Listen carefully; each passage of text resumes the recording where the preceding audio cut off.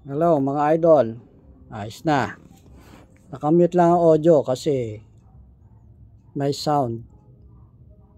Nakikinig ako ng music habang bumabiyahe. Palabas akong Batasan. Papuntang Palengke. Daanan natin yung Litex, yung kanto. Mabilis na nakita ko dun yung pagbabago. At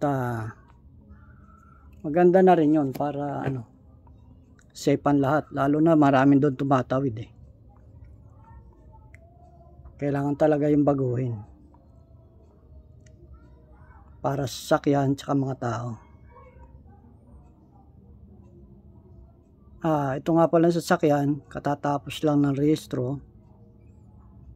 Okay na siya. Nakatransfer na. Ngayon tignan natin para iwas tayo sa mga huli, violation, yung dating may-ari. Sa atin na mare-record ang mga violation. Wala nang ibang problema. Ito naman. Kaya maingat tayo. Pagka tayo lumiliko, tumatawid, may signal ka dapat lagi. Kasi may bayad na din yan. May violation pala yan.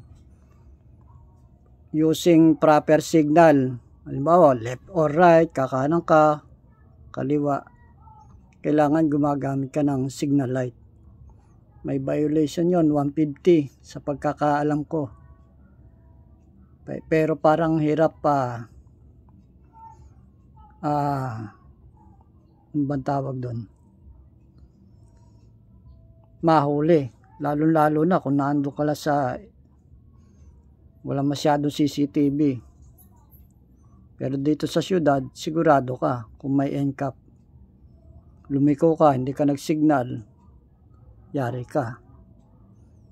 Saka pag ganyan marami sasakyan, maingat ka lang. Dahan-dahan lang tayo. Tapos ito pa.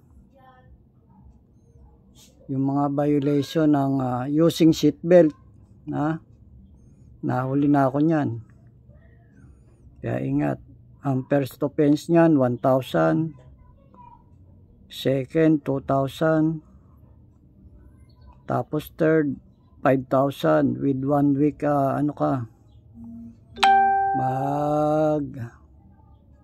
basta punta ka dun. Alam mo na yon.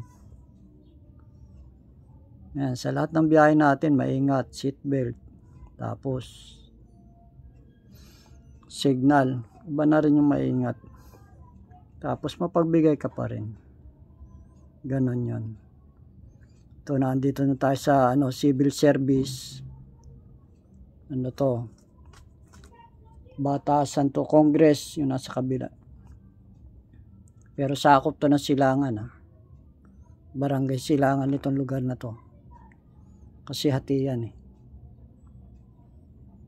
Bagong Silangan.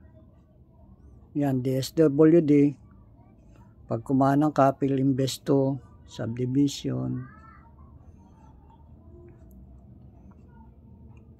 Yan, diretso lang tayo. Papunta tayong Litex.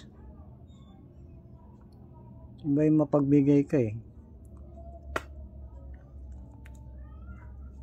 Lagi na lang tayong dapat safe. At ito pa nga pala yung ating pagsusuot ng nakatsinelas habang nagdadrive. May multa po yan. 100 po ang ating babayad kada mahuhuli tayo. First, second at third offense. Kung tayo nakatsinelas palagi, huli ka, ayan, 100 pesos. Sige, gawin mo, 100 lang naman Pero siyempre, kaya yun, lagi kayong naulin, tigas ng ulo mo. Ako nga, nakasapatos, kaya lang. Siyempre, kailangan. Yun ang dapat isuot Diba? Sa akin nga pala mga idol, ang gamit ko nga pala ngayon, dashcam. Kasi nag-iingat tayo Siyempre, hindi ako makagamit ng phone. Dating ginagamit ko cellphone lang, naalog. Ito, meron din tong camera sa likod, kaya lang hindi ko pinakita sa inyo. Pero meron yung video. Harap po at saka likod yan. Ito muna ang ginagamit natin ngayon para sigurado. Yun po ang ating para safe. Yun.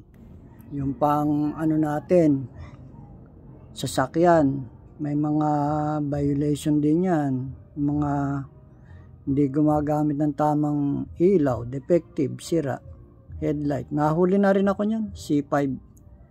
Nahabol pa nga ako. Tapos dito sa Tandansora, nadali tayo dyan. Pero nahabol pa tayo ng MMDA. Kaya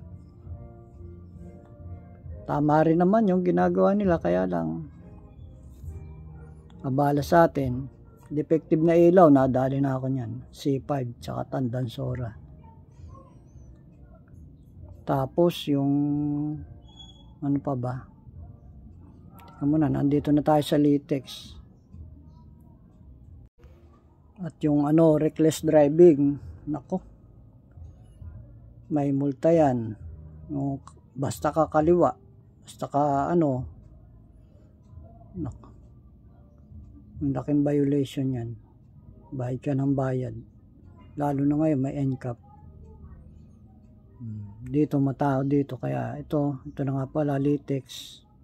Yan yung inayos nila, ginawa nila yung parang triangle.